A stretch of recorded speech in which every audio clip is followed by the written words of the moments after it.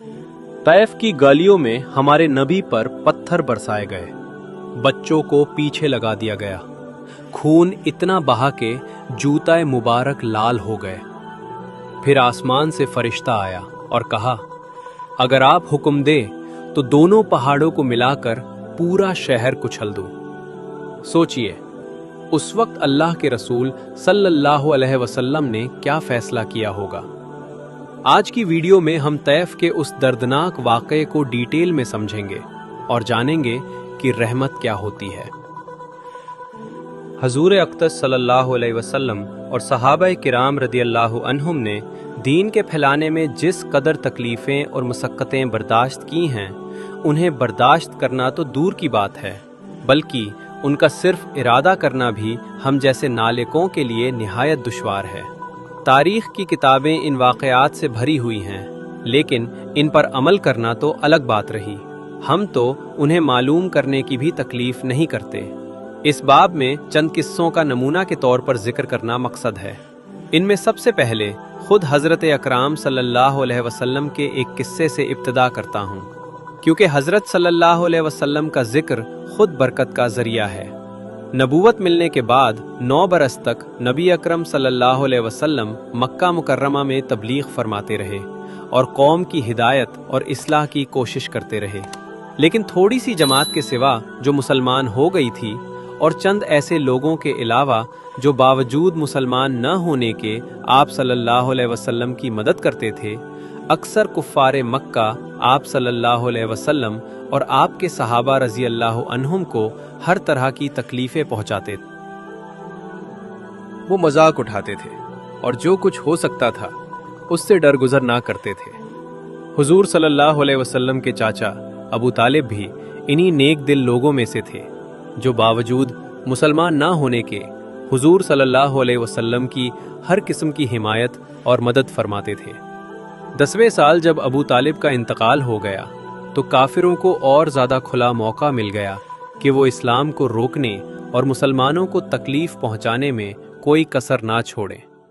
हुजूर अक़दस सल्लल्लाहु अलैहि वसल्लम ने इस ख्याल से ताइफ का सफ़र फरमाया कि वहाँ कबीला सकीफ़ की बड़ी जमात रहती है।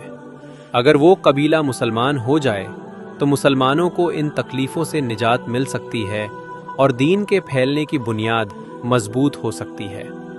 वहाँ पहुँचकर आप सल्लल्लाहु अलैहि वसल्लम ने कबीला के 3 सरदारों से, जो बड़े दर्जे के समझे जाते थे, गुफ्तगू फरमाई। उन्हें अल्लाह के दीन की तरफ बुलाया और अल्लाह के रसूल यानी अपनी मदद की तरफ मुतवज्जह किया। लेकिन उन लोगों ने दीन की बात कबूल करने के बजाय साफ इनकार कर दिया और निहायत बेरूखी और बद अखलाकी का मुजाहिरा किया। उन लोगों ने यह भी गवारा ना किया कि आप सल्लल्लाहु अलैहि वसल्लम वहां क़याम फरमा लें। जिन्हें सरदार समझकर बात की गई थी और उम्मीद थी कि वो तौज्जह से गुफ्तगू करेंगे, उनमें से एक ने मज़हक के अंदाज में कहा, ओहो, क्या अल्लाह ताला ने तुम ही को नबी बनाकर भेजा है? दूसरे ने कहा, क्या अल्लाह ताला को तुम्हारे सिवा कोई और ना मिला जिसे रसूल बनाकर भेजते? तीसरे ने कहा, मैं तुमसे बात करना भी पसंद नहीं करता। अगर तुम वाकई नबी हो जैसा कि दावा करते हो तो तुम्हारी बात का इनकार करना खतरा से खाली नहीं, और अगर नाउज़ुबिल्लाह झूठे हो तो मैं ऐसे शख्स से बात करना मुनासिब नहीं समझता। इन बातों के बाद जब उनसे नाउमीदी हुई तो हुजूर अकराम सल्लल्लाहु अलैहि वसल्लम ने दूसरे लोगों से बात करने का इरादा फरमाया।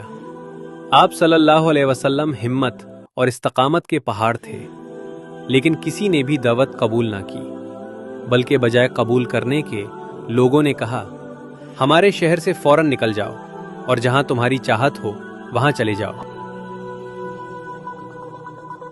जब हुजूर अकराम सल्लल्लाहु अलैहि वसल्लम उनसे बिल्कुल मायूस होकर वापस होने लगे तो उन लोगों ने शहर के लड़कों को आप सल्लल्लाहु अलैहि वसल्लम के पीछे लगा दिया। वो मजाक उठाते, तालियां बजते और पत्थर मारते रहे, हत्ता कि आप सल्लल्लाहु अलैहि वसल्लम के मुबारक जूतों तक खून से रंगीन हो गए। इस हाल में हुजूर अक़दस सल्लल्लाहु अलैहि वसल्लम ने ये दुआ मांगी, ए अल्लाह, मैं तुझ ही से शिकायत करता हूँ अपनी कमज़ोरी, बेकसी और लोगों के नज़दीक ज़िल्त व रसवाई की। ए अरहम रहमी, तू ही ज़ुअफ़ा का रब है और तू ही मेरा परवरदिगार है। तू मुझे किसके हवाले करता है? किसी अजनबी के जो मुझे देखकर तरशरू होता है और मुझ पर तनकीद करता है, या किसी दुश्मन के जिसको तूने मुझ पर कबू दे दिया? ए अल्लाह, अगर तू मुझसे नाराज नहीं है तो मुझे किसी की परवाह नहीं। तेरी हिफाजत मेरे लिए काफ़ी है। मैं तेरे चेहरे के उस नूर के वास्ते से पनाह मांगता हूँ जिससे तमाम अंधेरे रोशन हो गए और जिससे दुनिया और आखिरत के तमाम काम दुरुस्त हो जाते। मैं इस बात से पनाह मांगता हूँ कि मुझ पर तेरा गुस्सा नजिल हो या तू मुझसे नाराज हो। तेरी रजा हासिल करना ही मेरा मकसद है जब तक तू राजी ना हो। तेरे सिवा ना कोई ताकत है ना कोई कुव्वत। मलिकुल मुल्क की शान कहारी को इस मंजर पर जोश आना ही था।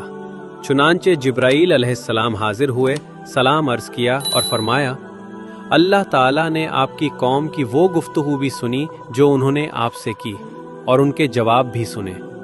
अल्लाह ताला ने पहाड़ों पर मुकर्रर फरिश्ते को आपके पास भेजा है ताकि आप जो चाहें उसे हुक्म दे।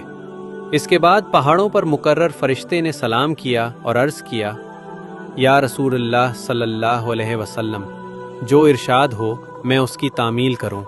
अगर आप हुक्म दें तो दोनों ज़ाब के पहाड़ों को मिला दूं ताकि ये सब दरमियान में कुचल दिए जाएं, या जो और सज़ा आप तजवीज़ फरमाएं मैं उस पर अमल करूं। लेकिन हुजूर सल्लल्लाहु अलैहि वसल्लम की रहीम व करीम ज़ात ने जवाब दिया, मैं अल्लाह से उम्मीद रखता हूं कि अगर ये लोग मुसलमान नहीं होते तो इनकी औलाद में से ऐसे लोग पैदा होंगे जो सिर्फ अल्लाह की परस्तीश करेंगे और उसकी इबादत करेंगे। फ़ायदा ये है अखलाक उस करीम नबी सल्लल्लाहु अलैहि वसल्लम का जिनके हम नाम लेवा हैं। हम तो ज़रा सी तकलीफ़ पर या किसी की मामूली सी बात या गाली पर इतने भड़क उठते हैं कि उम्र भर उसका बदला लेने का जज्बा दिल में रखते हैं, जुल्म पर जुल्म करते रहते हैं और फिर भी दुआ करते हैं कि हम नबी सल्लल्लाहु अलैहि वसल्लम के पीरोकार और उम्मती हैं। नबी करीम सल्लल्लाहु अलैहि वसल्लम ने इतनी सख्त तकलीफ़ और मुशक्क़त उठाने के बावजूद ना बद्दुआ दी और ना कोई बदला लिया।